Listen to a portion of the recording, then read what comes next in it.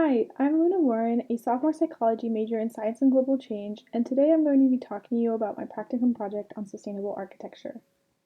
Since the past few semesters have been in extremely unprecedented times, I was not able to do a traditional research project or internship. Instead, I decided to take a sustainable architecture class with Dr. Wayne Curtis, which taught me about architectural concepts and how I could apply them to real life. This was illuminating because it took topics I had learned about in SGC, like climate change and how to promote the longevity of our planet, and put them in the context of real-world future applications. As a result of this class, I decided to do a real estate analysis of my neighborhood, which involved turning a critical eye to everything I was familiar with in my area. And once I identified the architectural and sustainable weaknesses in my community, I came up with the idea of a proposal for a community garden. A community garden serves as the intersection of architecture and environmentalism. From the architectural sector, it acts as a node, or a place in which people can physically enter and gather.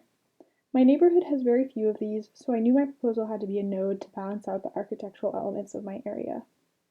Similarly, a community garden promotes sustainability because it decreases the impact of nearby human activity, increases the urban microclimate, and improves air, water, and soil quality, along with a bunch of other benefits. Plus, it's extremely accessible to the entire community.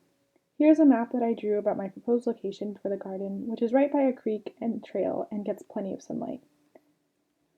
I'm still waiting to hear back from the city about whether my proposal will be accepted or not, but this project has helped me make interdisciplinary connections about architecture and sustainability, and I encourage other students to think outside of the box when thinking about potential practicum projects.